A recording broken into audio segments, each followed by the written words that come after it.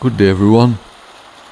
We are in northern Alsace, France, visiting Wissembourg.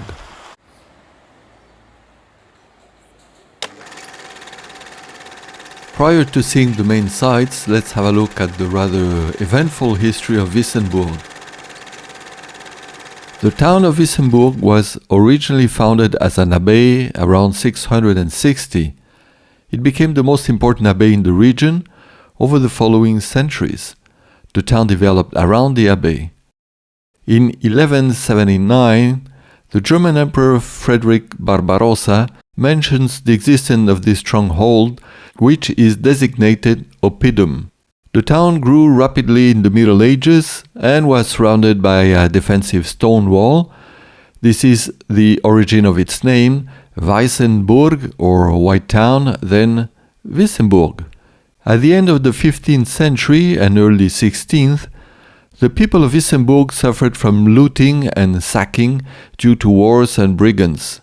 The best known of them was Hans von Trotta. Here is his coat of arms. In local folklore, he is known as Hans Trapp or Le Père Fouettard, scaring small children at Christmas time. Strange tradition still remaining nowadays.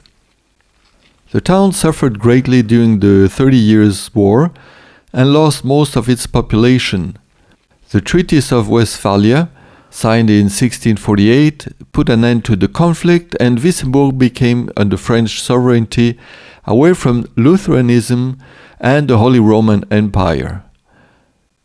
On January 25, 1677, Colonel Labrosse's troop started numerous fires in Wissembourg, burning down houses, the old town hall, as part of the scorched earth policy. The city was reconstructed, and in 1719 it welcomed the exiled Polish king Stanislaw Leszczynski. His daughter Marie learned of King Louis XV's marriage proposal, which was proclaimed in the church of Saint-Jean and celebrated a few weeks later in Strasbourg's cathedral.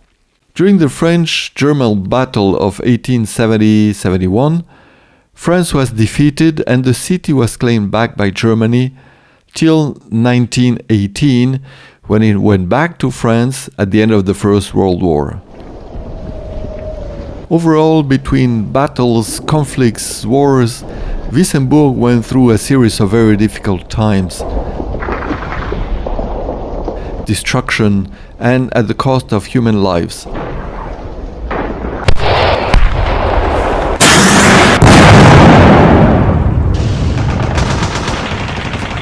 But I guess enough of history, and let's have a look at some of the monuments Wissembourg has to offer. The St. Peter and St. Paul's Church is the second largest Gothic church in the department after Strasbourg's cathedral. Taking the morning sun rays, or is it to see and be seen? Beautiful fresco representing St. Christopher, 11 meters tall, the largest painted human figure on French territory. Nice stained glasses.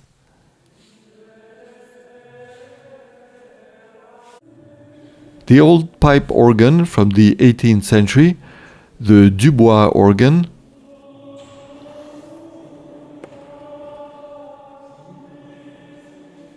and the new Rottinger organ from 1953.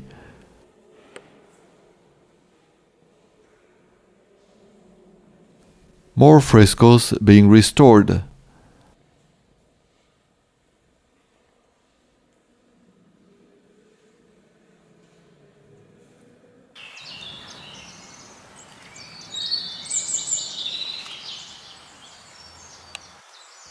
The Romanesque bell tower,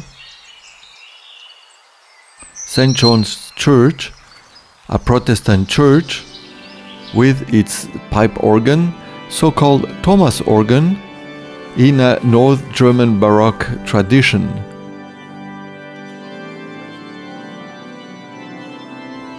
The vaults in the northern aisle. The town hall of Wissembourg, originally built in 1810. The Grange of Dîmes, or the tithe barn, housed the taxes collected by the abbot of the commune in the domain of which he was lord, and adjacent to it the House of Knights, originally from the 14th century, with a representation of the monk Ottfried. The Westerkamp Museum in a Renaissance country house in the city center, financed by Paul Westerkamp in 1909. The Maison Vogelsberger dates from the year 1540.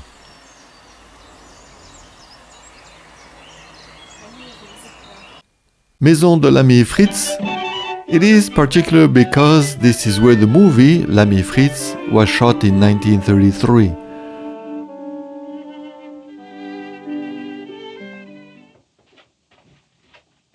The movie is an adaptation of a French novel from Erckmann Chatrian from 1864. It is a very gentle romance with a hero who is wealthy, middle-aged, and a confirmed bachelor, Fritz Kobus. There are nice views of a typical Alsatian village, some costumes and traditions.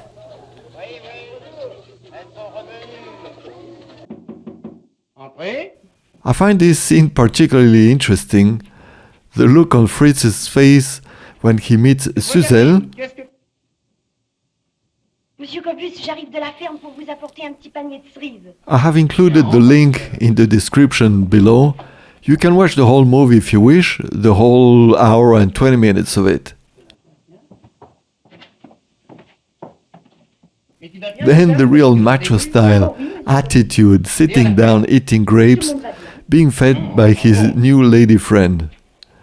Fritz eventually changes his mind as a result of a bet with his closest friend, the local rabbi, and does get married to young Suzel in the end.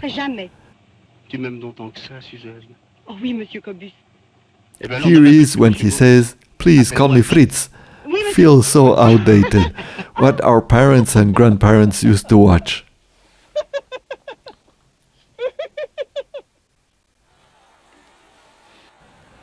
We continue now with La Maison du Sel, originally a hospital, then converted to a slaughterhouse, then a storage hall for salt. Changing scenario, going to the St. Peter and Paul Abbey, on the south walls of the church. According to history, it would be a creation of the Bishop Dragobod of the Roman Catholic Diocese of Speyer in Germany. This was in the years 631-632. Gallery of the cloister.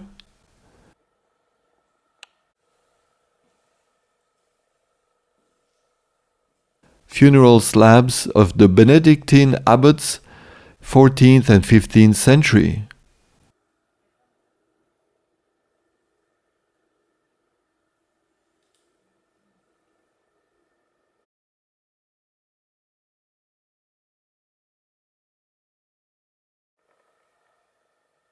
The Romanesque chapel from the 11th century. They had a weird modern art exhibition in there. Not my thing, really.